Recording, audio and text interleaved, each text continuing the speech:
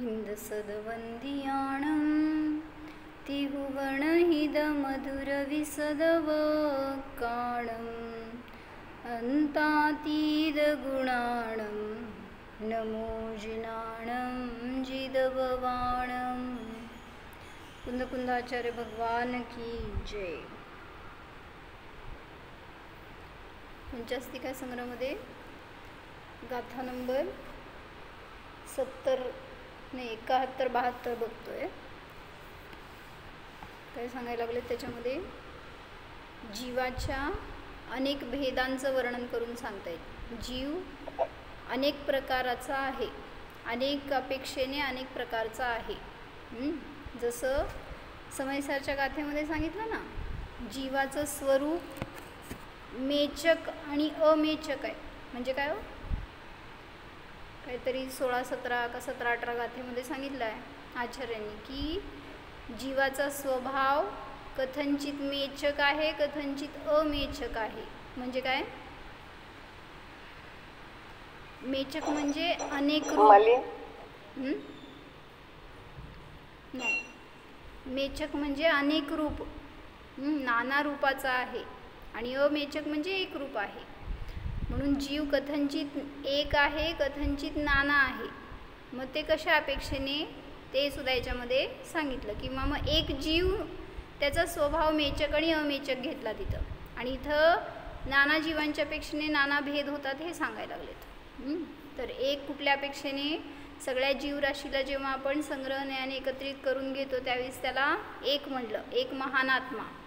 दोन कुठल्या अपेक्षेने, संसारी, मुक्त किंवा त्रस्वस्थावर आदी सगळ्या विकल्पांच्या अपेक्षेने दोन प्रकारचे जीव आहेत। तीन प्रकारचे कुठले, सम्यक दर्शन ज्ञान चारित्र्याच्या अपेक्षेने, उत्पाद वे ध्रुवच्या अपेक्षेने म्हणा, किंवा द्रव्य गुण पर्यायाच्या अपेक्षेने, अशा अनेक अपेक्षेने द्रव्य तीन प्रकारचं आहे, किंवा जीव तीन प्रकारचा आहे। जीव द्रव्य चार सांगितलं होतं, काल सांगणार होतं तुम्ही, चार कुठल्या अपेक्षेने आहे वाचलं होतं काल आपण। चार कुठल्या कुठल्या अपेक्षेने, चार गतीच्या अपेक्षेने चार आहेत। पुढं चार कषायांच्या अपेक्षेने जीवाचे चार भेद आहेत। अजून चार काय आहेत, अजून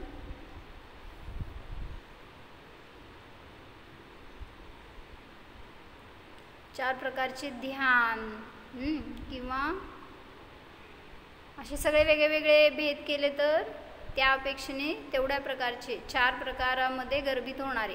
आता इथं त्यांनी घेतलंय ते चार संक्रमणवाला जीव, म्हणजे काल त्यांनी सांगितलं ना तसं चार प्रकारांनी जेव्हा विग्रहगतीमध्ये परिभ्रमण करणारा जीव असतो ना, तर त्यावेळेस त्याला म्हणलं अपक्रम शब्द घेतला होता ना त्यांनी। काय घेतलं होतं,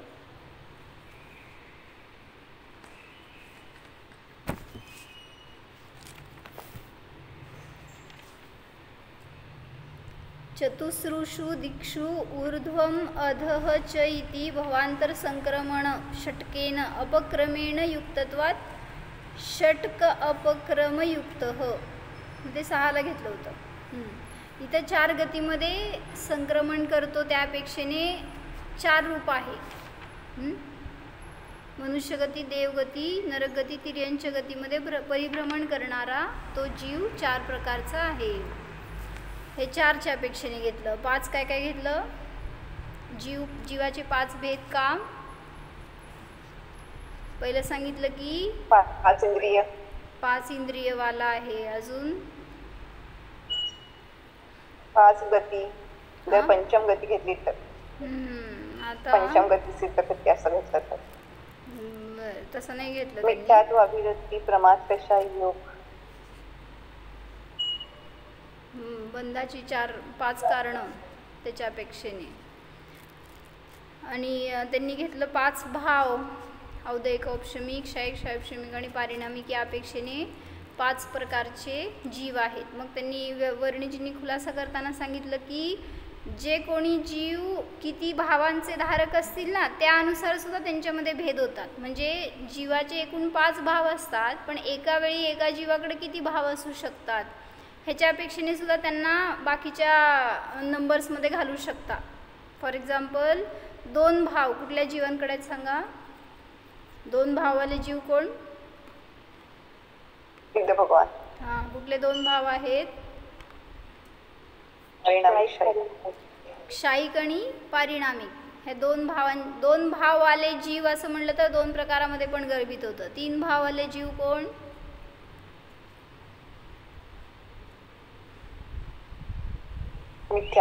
मिथ्यादृष्टी जीव अनादिपासून किती भावांचा धारक आहे? कुठलाही गतीमध्ये असू दे तो 3 भावाचा धारक आहे. कुठले? औदयिक, पारिणामिक आणि क्षयक्षमिक. ह्या 3 भावाचा धारक तर असतोच. पुढं 4 भावांचा धारक कोण?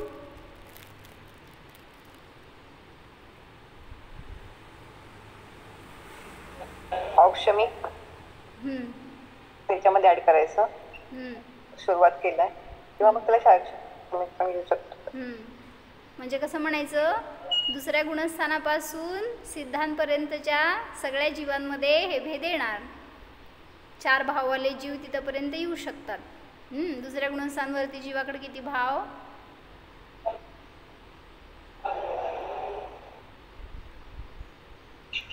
4 भाव. औक्षमिक भावातून पडलाय ना, पण अजून पण काय म्हणायचं, सुटलं नाही आहे ते, मिथ्यात्वाला प्राप्त झाला नाही. त्यामुळं म्हटलं तिथं कुठले कुठले भाव आहेत? औदयिक भाव आहे, क्षयक्षमिक भाव आहे, पारिणामिक भाव आहे आणि औक्षमिक भावाची पूर्णता अजून होणार आहे, पण नाही झाला औक्षमिक भाव म्हणून तिथं उपशम सुरुवात केली होती पण अजून पूर्णता नाही झाली म्हणून तो पडला तर तिथं मिथ्यात्वाला प्राप्त होणार. मग दुसऱ्या गुणस्थानामध्ये अजून मिथ्यात्वाचा उदय नाही आहे.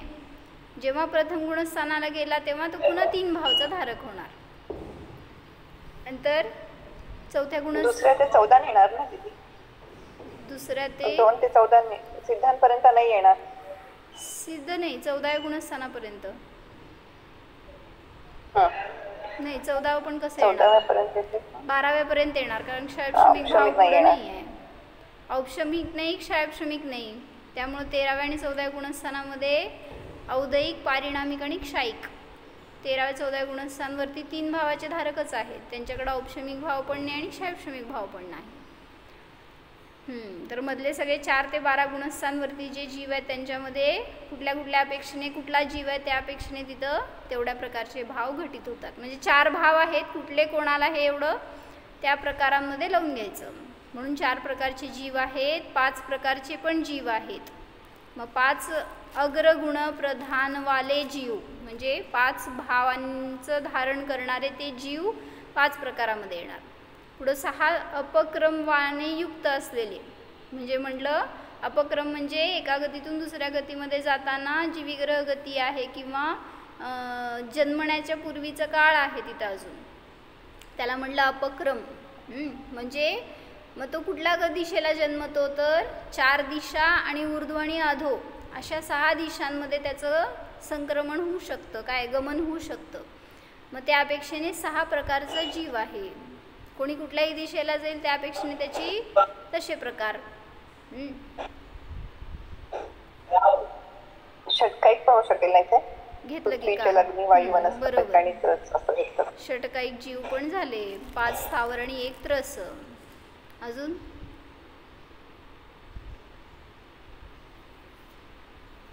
6 लेशावाले जीव. 5 मध्ये लावलं होतं औदारिक, वैकृतिक, आहारक, तेजस आणि कर्मण. ठीक आहे. 5 शरीरवाले जीव, त्यामुळं 5 प्रधान त्यामध्ये येणार. म्हणजे आम्ही असा एक गेम घेतला होता मध्ये आणि त्याच्यामध्ये आकडा देणार आम्ही, ऑन द स्पॉट तुम्हाला लिहायचं आहे असं केलं होतं. 1 मिनिटामध्ये तुम्ही काय काय लिहिता. जसं 4 आकडा दिला तुम्ही 4 आकड्याचं लिहून दाखवायचं काय काय काय काय येणार ते. मग त्या सगळ्या प्रकारांमध्ये जीव जातो. 4 मोड पण 4 मोडी येणार. 4 मोड पण रुचिका, लांगडविका, गोमुद्रिका, गती येते. 3 मोडे येणार आणि 4 समय येणार ना. तर काय म्हटलं असं जेवढ्या प्रकारांमध्ये तुम्ही जीवाला डिवाइड करणार तेवढ्या प्रकारचे जीव होणार असं सांगितलं इथं. मग 6 प्रकारांमध्ये काय काय आलं, 6 लेशा सुद्धा येणार, परत 6 सम्यक्त्व येणार, जे आपण मार्गणेचे भेद करतो. 3 प्रकारचे सम्यक्त्व आणि मिथ्यात्व, सासाधन, मिश्र, म्हणजे अशा प्रकाराने 6 प्रकारचे जीव. मग असे भेद करून दाखवले. तर यांनी सहित एकदा गाथा म्हणायची का, म्हणजे मग समजेल. एकोचेव महपा सोदुविय पोती लखणो हवदी चदुसंकमोय भणिदो पंचगुण पहाणोय छक्कावक्कमजुतो उवजुतो सत्तभंग स्वभाव अठ्ठासोणवठ्ठो जीवो दहठ्ठाणगो भणिदो. वेगळे वेगळे पाठभेद आहेत बरं का त्याच्यामध्ये. छक्का वक्कम जुत्तो, त्याला छक्का पक्कम जुत्तो असं भेद घेतला आहे. नवठ्ठोला नवथ्थो, दहठ्ठाणगोला दसठ्ठाणगो, असे वेगवेगळे पाठभेद आहेत. तर काय अर्थ घेतला होता. वही महान आत्मा एक है, 2 भेद वाला है, त्रिलक्षण वाला है, 4 प्रकार का भ्रमण करने वाला है, 5 मुख्य गुणों की प्रधानता वाला कहा है. वह उपयोगवान आत्मा 6 उपक्रम सहित है. अपक्रम सहित आहे पाहिजे, उपक्रम कसं काय केलंय.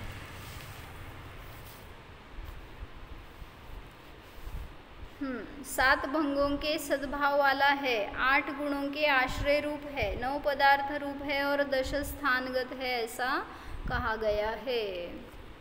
तर काल आपण अमृतचंद्राचार्यांची टीका बघितली होती, आज जयसेनाचार्यांची टीका बघू. वाचा. सर्व सुवर्ण साधारणेन षोडशवर्णिक गुणेन यथा सुवर्ण राशि ही एकः तथा सर्व जीव साधारण केवल ज्ञानादि अनंत गुण समूहेन शुद्ध जीव जाती रूपेण संग्रहणेन एकः च एव महात्मा अथवा. म्हणजे काय सांगितलं, एक कुठल्या अपेक्षेने आहे ते सांगायला लागले.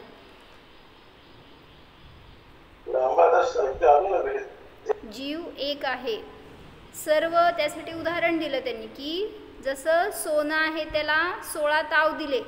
काय काका सोनं ज्याला 16 ताव दिले जातात. सोन्याला शुद्ध करत असताना 16 ताव दिले जातात. मग त्या प्रत्येक स्टेजमधलं सोनं वेगळं वेगळं आहे.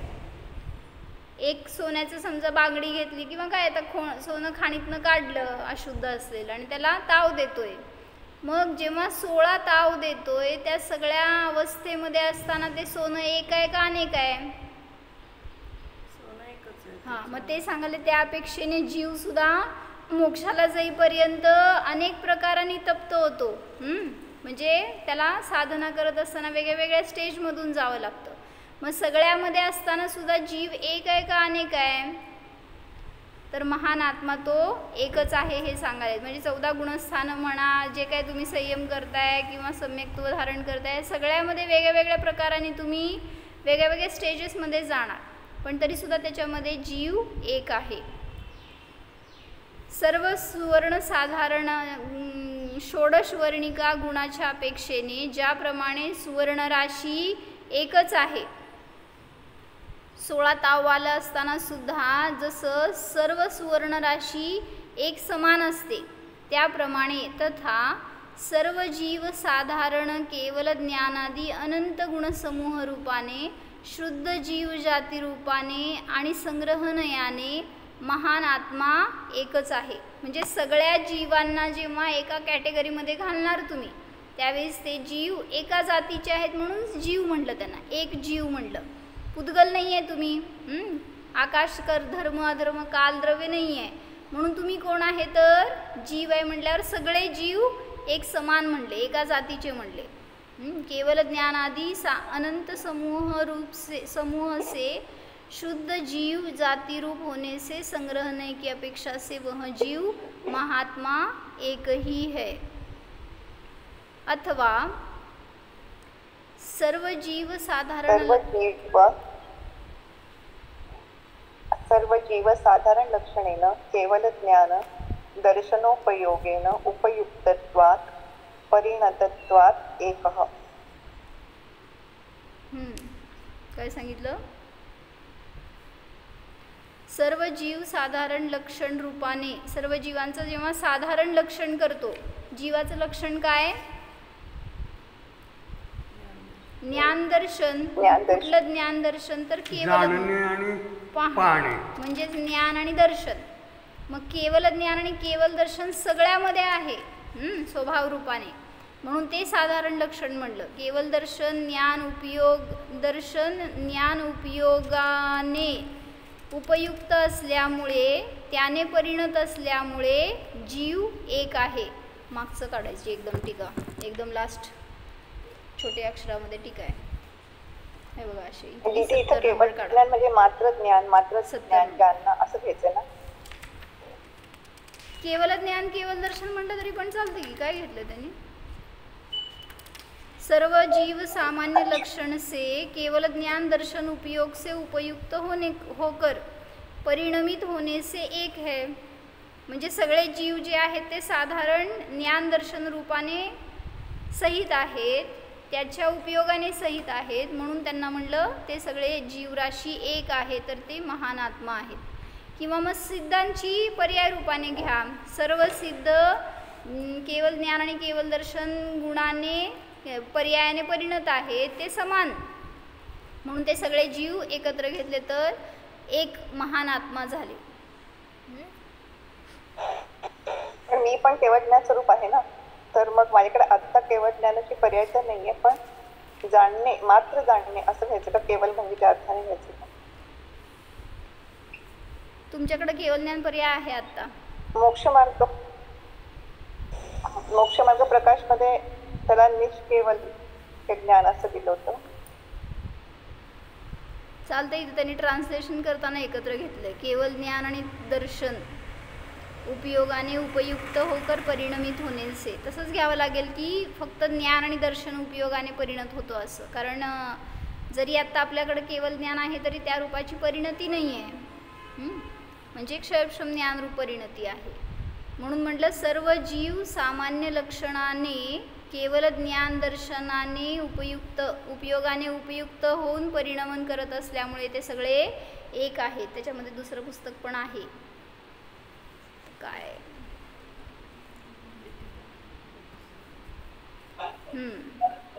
पुढं म्हणजे एक का आहे हे सांगितलं. कश्चित आह, मग त्याला कोणी विचारतात? यथा एकः अपि चंद्रमा बहुषु जलघटेषु भिन्न भिन्न रूपः दृश्यते तथा एकः अपि जीवः बहुशरीरेषु भिन्न भिन्न रूपेण दृश्यते इति. जीवः वाचताय ना, जीवा हा नाही वाचायचं, जीवा नाही, जीवः नाही, जीवः. तर ज्याप्रमाणे मिळालं का? 70 71 72 गाथेची टीका आहे. त्याच्यामध्ये काय सांगितलं? तिसरी ओळ आहे. ज्याप्रमाणे एक असताना सुद्धा कोणीतरी विचारते बरं का, हे एक शंका करायची शंका आहे, लॉजिक आहे त्याच्यामध्ये, पण तुम्हाला ऐकल्यावर वाटेल की बरोबर आहे त्याचं मत. पण ज्याप्रमाणे एकच चंद्रमा असतो ना, कधी कोजागिरीला काय करायचं, त्याला घालायचं दुधात आणि दूध प्यायचं. किती वाजता हो? कोजागिरीला दूध कधी प्यायचं? काय दिवसभर प्यायचं नाही, रात्री 12ला प्यायचं म्हणून ठेवतात लोक, म्हणजे पाप करायला. तर त्यांनी सांगताय की तो शंकाकार म्हणतोय ज्याप्रमाणे एक असताना सुद्धा तो चंद्रमा बहुषु जलघटेषु, अनेक जलघटांमध्ये किंवा अनेक घटातल्या जलामध्ये भिन्न भिन्न रूपाने दिसतो, त्याप्रमाणे एक असताना सुद्धा जीव बहुशरीरांमध्ये भिन्न भिन्न रूपाने दिसतो असं माना. का नाही मानत? हा कोण आहे माहिती आहे? ब्रह्माद्वैतवादी आहे. तो काय म्हणतो? ईश्वर एक आहे, ईश्वर आहे तो ब्रह्मा म्हणतात त्याला. तो ब्रह्मा एकटा आहे वर, आणि त्याची आपण सगळेजण रूप आहोत. त्याचे अंश आपल्या सगळ्यांमध्ये आहेत, त्यामुळे एकटाच झाला ब्रह्म तो. मग ब्रह्म हा एक जीव आहे आणि तो सगळ्यांमध्ये व्याप्त आहे अशी त्याची मान्यता, म्हणून तो सिद्ध करतोय की जीव एकच आहे. मग उदाहरण दिलं त्यांनी, ज्याप्रमाणे चंद्रमा तो एकच असताना सुद्धा अनेक घटांमध्ये तुम्हाला अनेक दिसतो. मग एक आहे का अनेक आहे?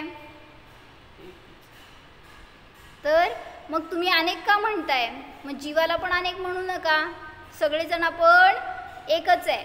उत्तर द्या बघू, ह्याला काय देणार?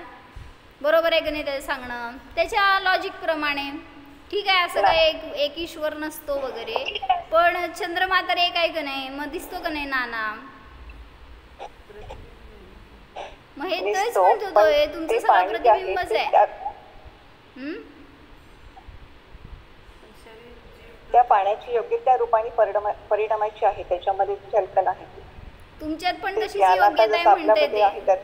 तुमचं शरीर फक्त एक मेडी आहे आणि त्याच्यामध्ये त्या ब्रह्माचं रूप आलंय आणि ते तुमच्या रूपाने परिणमन करतंय. तुमच्यात प्रतिबिंब आलंय त्या ब्रह्माचं, आणि मग सगळे मिळून एकच जीवराशी आहे. मी माझ्या रूपानेच परिणमन करते, दुसरं फक्त बायकोच झळकते.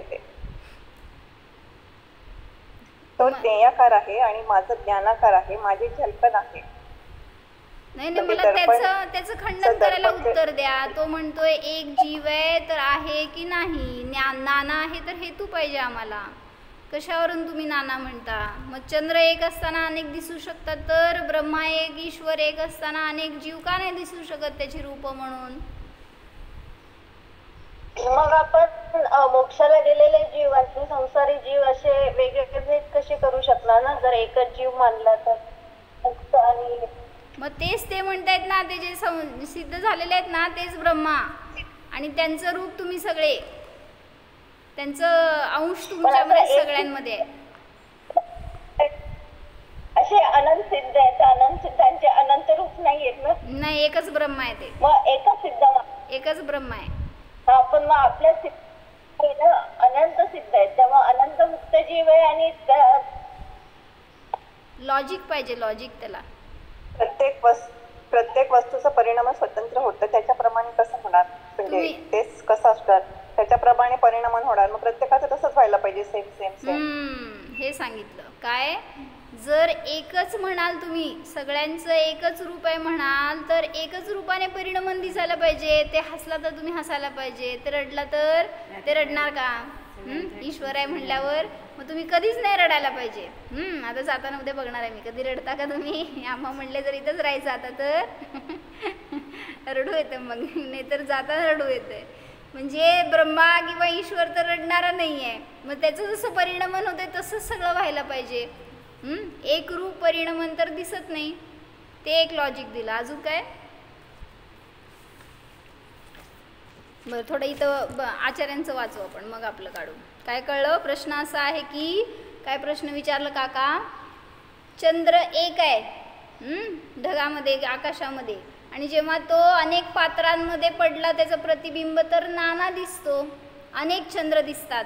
मग तसं त्याचं म्हणणं आहे की, शंकाकाराचं, की एकच ब्रह्म आहे, एकच जीव आहे आणि त्याचं आपण सगळेजण प्रतिरूप आहोत, असं तर नाही आहे ॲक्च्युली. पण त्याचं असं म्हणणं आहे, तर त्याला आपण परिहार करतोय. परिहारम आहम. तुम्ही आज अदृश्य का आहे दीपाली बेन? बहुषु जलघटेषु चंद्रकिरणः उपाधिवशेन. किरणः नाही, चंद्र किरण उपाधिवशेन. चंद्रकिरणोपाधी दिलाय. हो ना, किरणः नाही आहे, त्यात उपाधी आहे. बहुषु जलघटेषु चंद्रकिरण. त्याची संधी होऊन येणार ना त्याची. मग उ आहे ना पुढं, अ नाही आहे. अ असेल तर ओ होतो. अच्छा, बरोबर. बहुषु जलघटेषु चंद्रकिरण उपाधिवशेन जलपुद्गलाः एव चंद्राकारेण परिणता. चंद्र आकारेण पाहिजे ना? आकारेण आहे का? करेण आहे का कारेण आहे?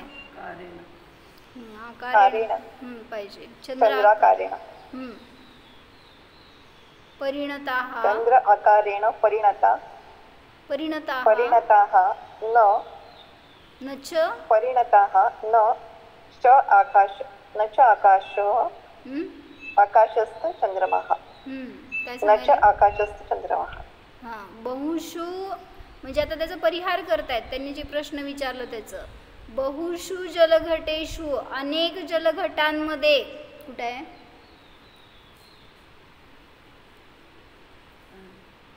करा अर्थ बघू.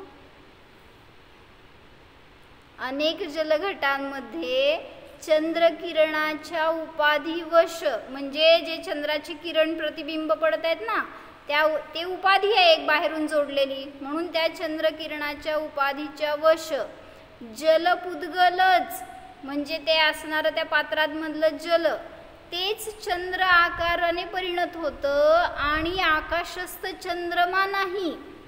म्हणजे ते त्या चंद्राचं प्रतिबिंब आहे किंवा त्या जलाची तशी परिणती आहे तसे तेवढे अनेक नाना चंद्र झाले नाही आहेत असं आपण त्याला सांगतोय उत्तर. जरी अनेक पात्रांमध्ये ते चंद्र पडलंय त्याचं प्रतिबिंब पडलंय तरी सुद्धा चंद्र तेवढे झाले का. एकच चंद्र आहे आणि तेवढ्या काय म्हणायचं तेवढ्या जलरूपाने त्याचं प्रतिबिंब दिसते किंवा ते जलच तशा रूपाने परिणमन करते म्हणून चंद्र नाना झाले नाही आहेत. पण इथं तसं पण म्हणजे म्हटलं की आकाशस्थ चंद्रमा नाना झाले नाहीत ते जलच तशा आकाराने परिणमित झालं. तशाप्रमाणे इथं आता आपलं उत्तर देतात. अत्र दृष्टांत माह त्यासाठी इथं दृष्टांत देतात. यथा यथा यथा देवदत्त मुख उपाधिवशेन नाना दर्पणानां उद्गलाः एव नाना मुख आकारेण परिणमन्ति न च देवदत्त मुखं नाना रूपेण परिणमति यदि परिणमति तदा थांबा.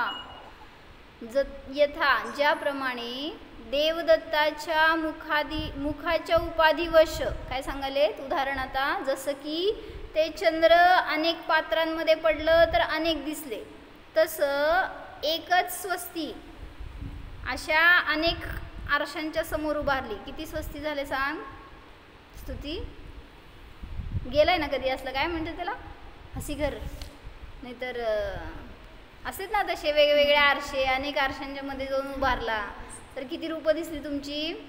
किती दहेगावला तशी मूर्ती आहे दहेगावला. होय का खाली अनेक मूर्ती दिसत जाते. हां तसं तुम्ही त्याच्यामध्ये उभारला किती झाला तुम्ही म्हणजे अनेक रूप झाला असं वाटतं पण अनेक झाला नाहीत ते सांगायले तिथं की ज्याप्रमाणे देवदत्ताच्या मुखाच्या उपाधिवश म्हणजे त्याचं मुख नाना दर्पणांच्या पुद्गला हा एव काय केलंय नाना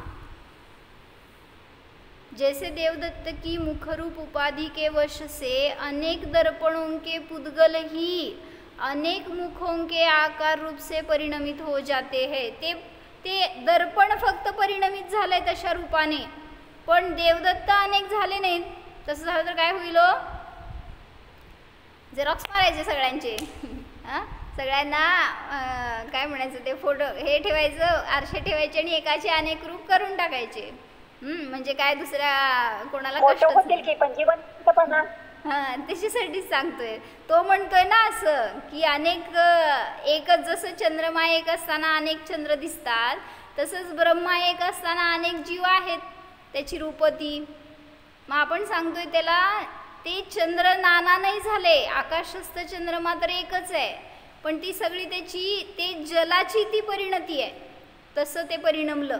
त्याप्रमाणे हा देवदत्त आहे जाऊन आरशाच्या समोर उभारलाय अनेक आरशांच्या समोर मग ते त्या आरशाचं परिणमन आहे. भाभी काय म्हणले काय परिणमन आहे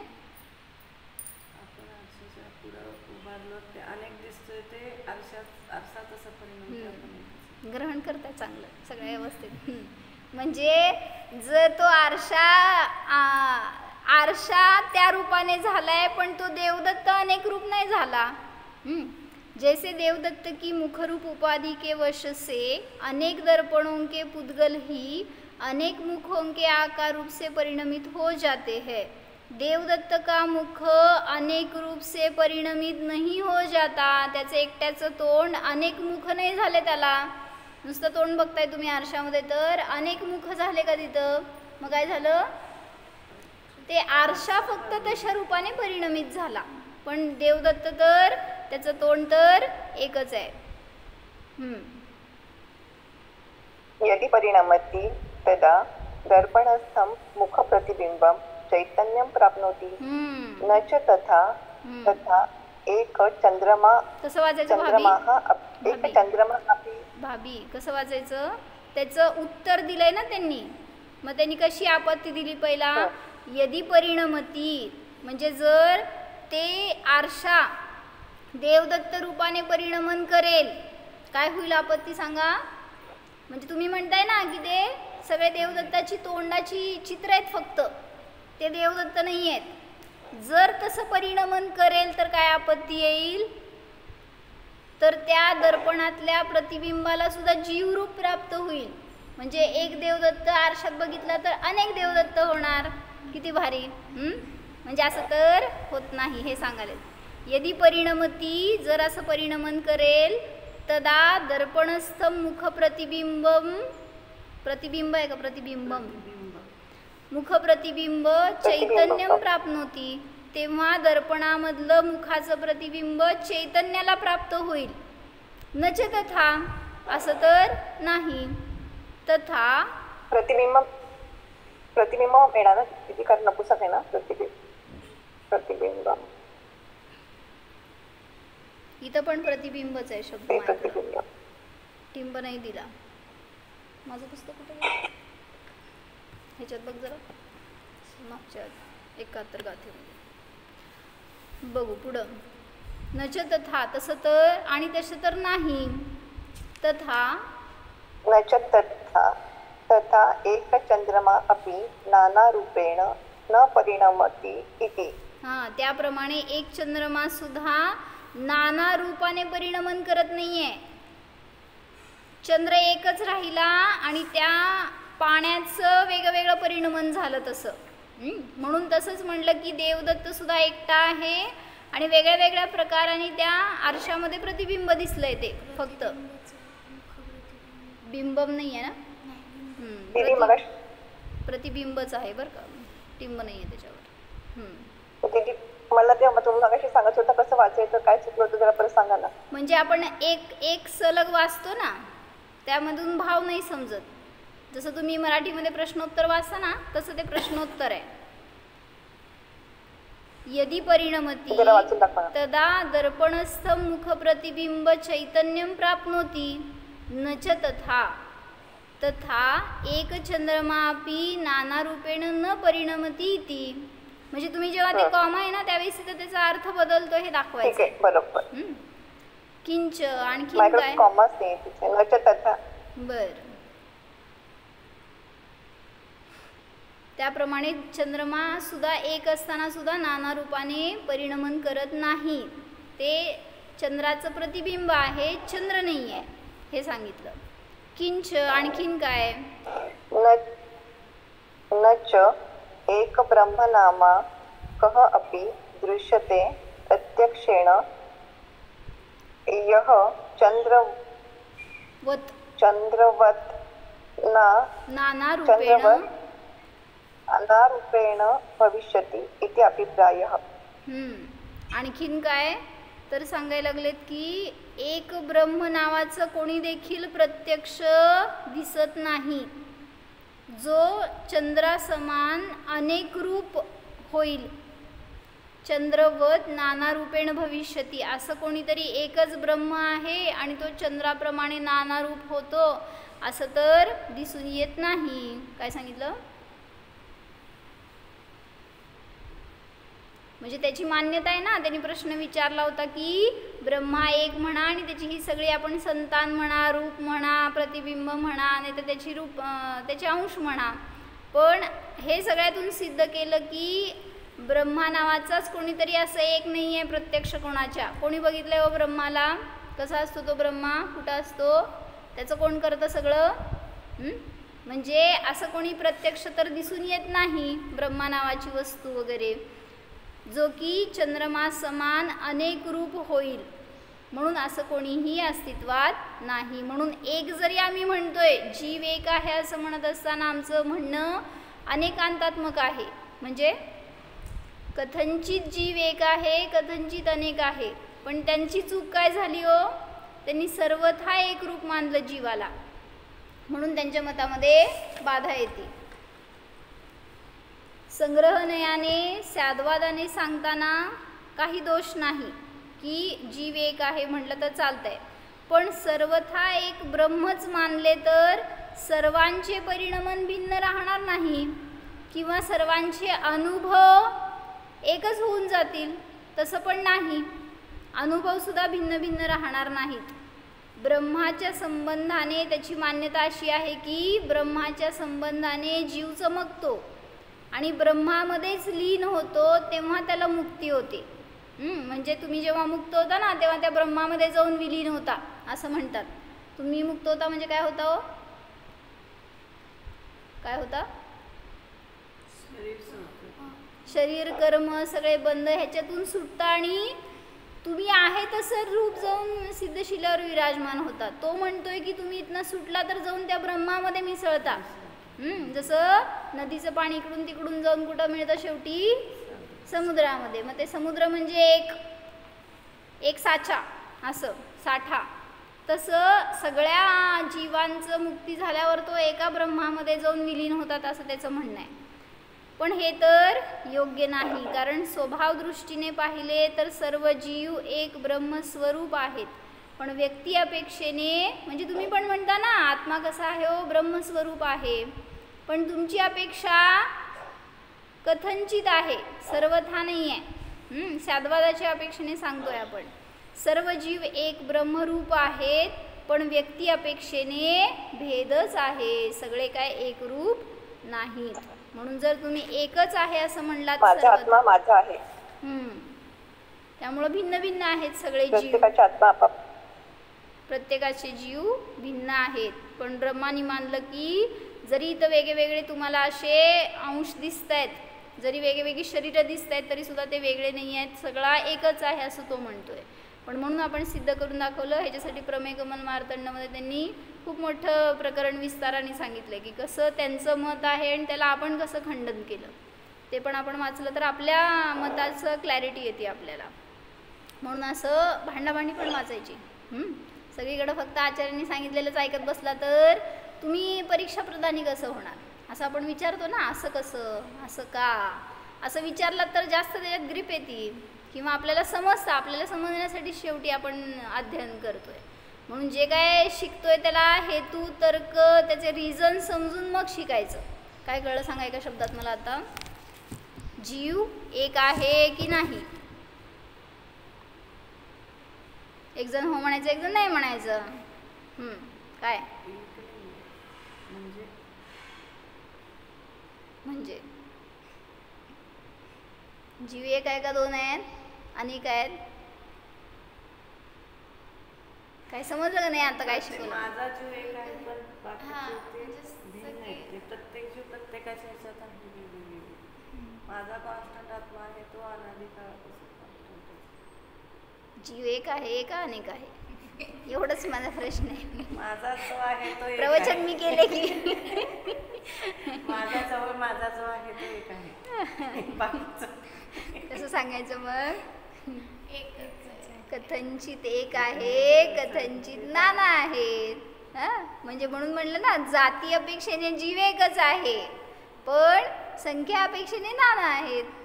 किंवा माझा जीव सुद्धा या पर्यायामध्ये आहे तर एक आहे, नाना पर्यायांच्या अपेक्षेने नाना आहे. म्हणून म्हणलं की कुठं कोण पकडणारच नाही जेव्हा आपण कथनचित लावतो ना. तुम्ही काहीही म्हणा, सगळ्याला मग योग्यता येणार, म्हणजे योग्य उत्तर येणार त्याला. पण आपण जर म्हणायला गेलो की नाही एक आहे की जीव, परत म्हणणार नाना नाही का, हां नाना पण आहे की जीव, म्हणजे काय झालं, इकडं पण पाहिजे तिकडं पण पाहिजे म्हटल्यावर म्हणजे जर सिद्धांत सांगायला गेलं तर तिथं आपल्याला अनेकांताने साधवादाने सांगितलं तर कुठं बाधा येणार नाही. म्हणून अशा आपल्या एक स्वरूप जीवाला जाणलं तर आपल्याला सुखाची प्राप्ती होते. हो, काय समजलं काका? काय समजलं? जीव एक आहे हे सिद्ध केलं आता. कशावरून?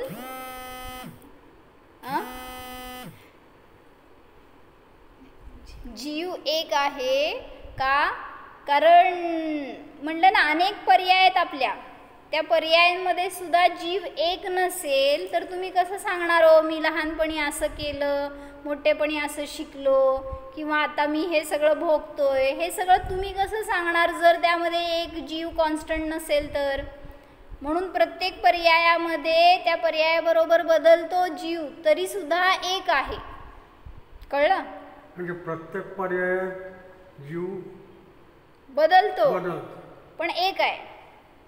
कसं? पूर्वी अज्ञान होतं, आता ज्ञान झालं, मग जीव एक आहे का दोन आहेत? जीव एक आहे, पर्याय बदलली ना, त्यामुळं पर्यायाच्या बरोबर जीव पण बदलला म्हणलं गेलं.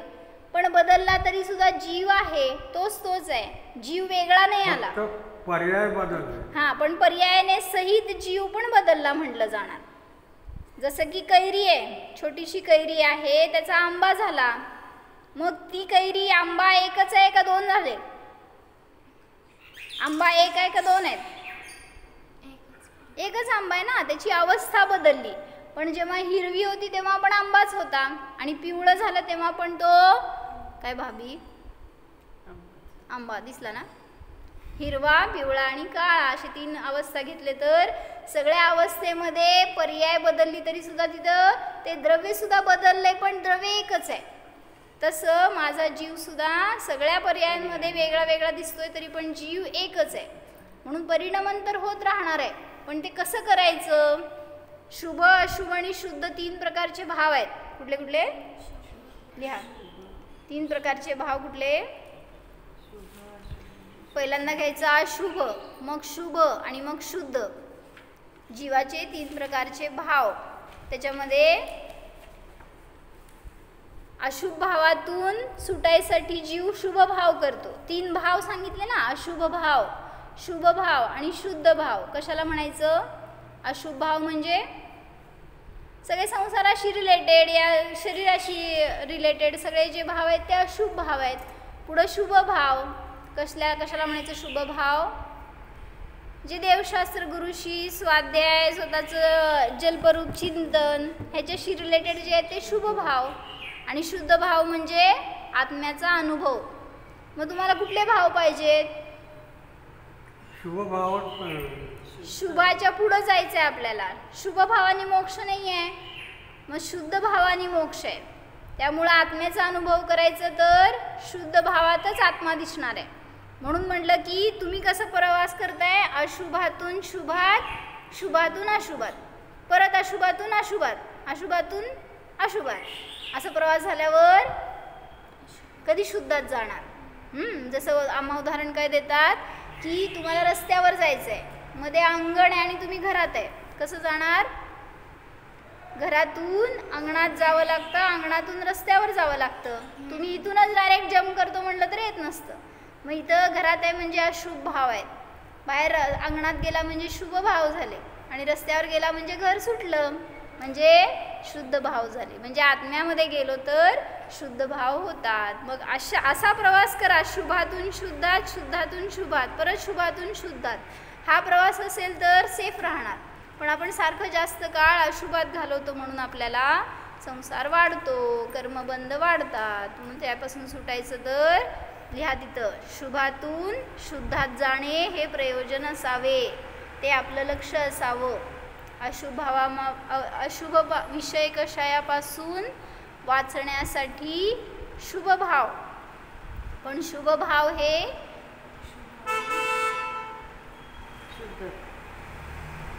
आणि अशुभापासून वाचण्यासाठी शुभ भाव करायचे.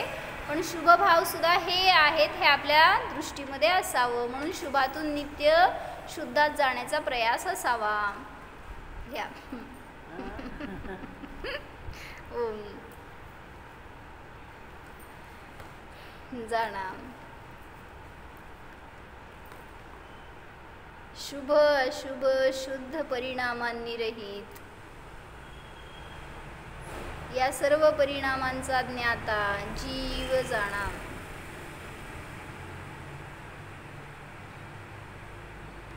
स्वतःच्या एकरूप आत्मतत्वाला जाणा.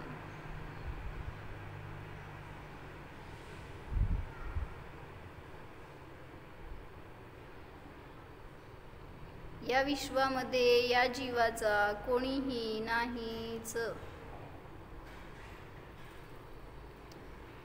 अभिन्न एकरूप स्वरूपोहम.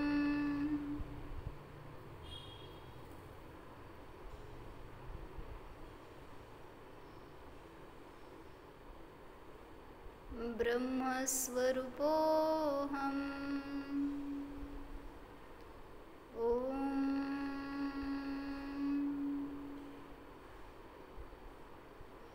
विसर्जन. नमो हरि.